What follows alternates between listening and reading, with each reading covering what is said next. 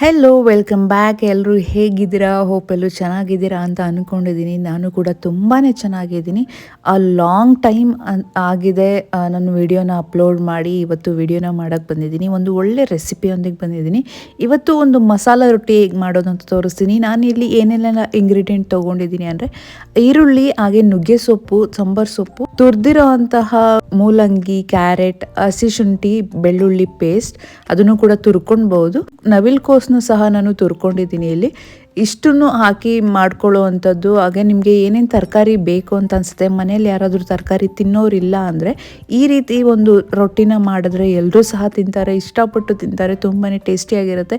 ಯಾವುದೇ ರೀತಿ ಚಟ್ನಿ ಅಥವಾ ಪಲ್ಯ ನೆಸೆಸಿಟಿ ಇರೋದಿಲ್ಲ. ಬಟ್ ಆಪ್ಷನಲ್ಲಿ ನಾವು ಚಟ್ನಿ ಯಾವ್ದು ಬೇಕಾದರೂ ಮಾಡ್ಕೊಂಡು ತಿನ್ಬೋದು, ಅಥವಾ ಕಾಯಿ ಚಟ್ನಿ, ಅಥವಾ ನಿಮಗೆ ಕಡಲೆಬೇಳೆ ಚಟ್ನಿ, ಶೇಂಗಾ ಚಟ್ನಿ ಯಾವುದಾದ್ರೂ ರುಚಿಯಾಗಿರುತ್ತೆ ಇದ್ರ ಜೊತೆ. ಪ್ಲೇನ್ ರೊಟ್ಟಿ ತಿಂದು ಬೇಜಾರಾಗಿರುತ್ತಲ್ಲ, ಸೊ ಇದನ್ನ ಒಂದ್ಸಲ ಟ್ರೈ ಮಾಡಿ ನೋಡಿ ಹೇಗಿರುತ್ತೆ ಅಂತ ನನಗೆ ತಿಳಿಸಿ.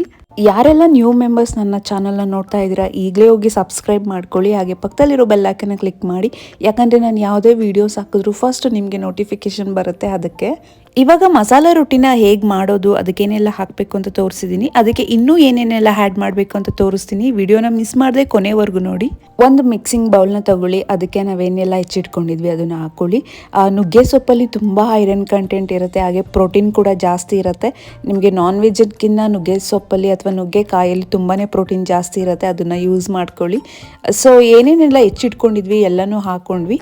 ಇಲ್ಲಿ ನಾನು ಇದಕ್ಕೆ 1.5 ಕಪ್ ಆಗೋಷ್ಟು ನಾನು ಅಕ್ಕಿ ಹಿಟ್ಟನ್ನ ಸೇರಿಸ್ಕೊತಾ ಇದ್ದೀನಿ. ನಿಮಗೆ ಕ್ವಾಂಟಿಟಿ ಜಾಸ್ತಿ ಬೇಕು ಅಂದರೆ ಸ್ವಲ್ಪ ಜಾಸ್ತಿ ತರಕಾರಿನ ಹಾಕ್ಕೊಂಡು ಮಾಡ್ಕೋಬಹುದು.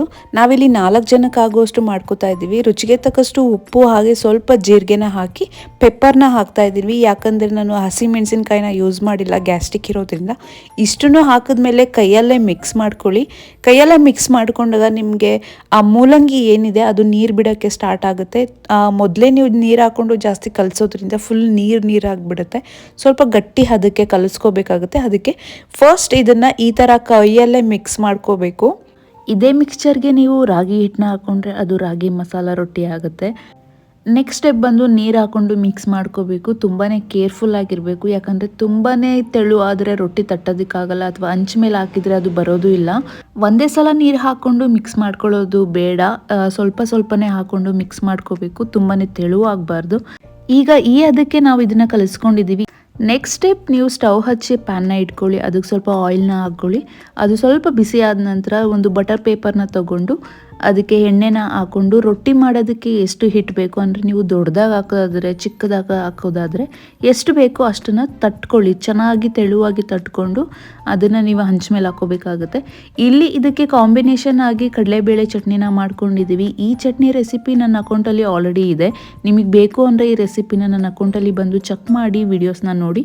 ಅಂಚು ಬಿಸಿ ಆಗಿತ್ತು, ಬಟರ್ ಪೇಪರ್ನ ಡೈರೆಕ್ಟಾಗಿ ಅಂಚ ಮೇಲೆ ಹಾಕ್ಬೋದು, ಯಾಕಂದರೆ ಬಟರ್ ಪೇಪರ್ ಏನು ಸುಟ್ಟೋಗೋದಿಲ್ಲ. ಇಲ್ಲ ಅಂದರೆ ನಿಮ್ಮ ಹತ್ರ ಬಾಳೆ ಎಲೆ ಇತ್ತು ಅಂದರೆ ಅದು ಕೂಡ ಈಸಿ ಮೆಥಡ್, ಅದನ್ನು ಕೂಡ ಯೂಸ್ ಮಾಡಿಕೊಂಡು ಹಾಕೋಬಹುದು. ಇವಾಗ ಒಂದು ಸೈಡು ರೋಸ್ಟ್ ಆಗಿದೆ, ಅದನ್ನು ಮಗ್ಚಾಕಬೇಕು. ಹಿಂಗೆ ಮಗ್ಚಾಕಿ 2 ಸೈಡು ಚೆನ್ನಾಗಿ ರೋಸ್ಟ್ ಆಗಿ ಬೇಯಿಸ್ಕೋಬೇಕು. ಚೆನ್ನಾಗಿ 2 ಸೈಡು ಬೇಯಿಸ್ಕೊಂಡು ನೀವು ಮೊಸರು ಜೊತೆನೋ ಅಥವಾ ಚಟ್ನಿ ಜೊತೆನೋ ಹಾಗೆ ತಿನ್ನೋಕ್ಕೂ ಕೂಡ ಚೆನ್ನಾಗಿರುತ್ತೆ. ಈ ಥರ ಮಾಡಿಕೊಂಡು ರುಚಿಯಾಗಿ ಅಡುಗೆ ಮಾಡಿಕೊಂಡು ತಿನ್ನಿ, ಎಲ್ಲರೂ ಚೆನ್ನಾಗಿರಿ ಅಂತ ಹೇಳ್ತಾ ಇಲ್ಲಿಗೆ ಈ ವಿಡಿಯೋನ ಮುಗಿಸ್ತಾ ಇದ್ದೀನಿ. ಹೋಪ್ ನಿಮ್ಗೆ ಎಲ್ರಿಗೂ ಈ ರೆಸಿಪಿ ಇಷ್ಟ ಆಗಿದೆ ಅಂತ ಅನ್ಕೋತೀನಿ. ಮುಂದಿನ ವಿಡಿಯೋದಲ್ಲಿ ಸಿಗ್ತೀನಿ. ಅಲ್ಲಿವರೆಗೂ stay tune. Thank you so much. ನನ್ನ ಚಾನಲ್ನ ಸಬ್ಸ್ಕ್ರೈಬ್ ಮಾಡ್ಕೊಳ್ಳಿ.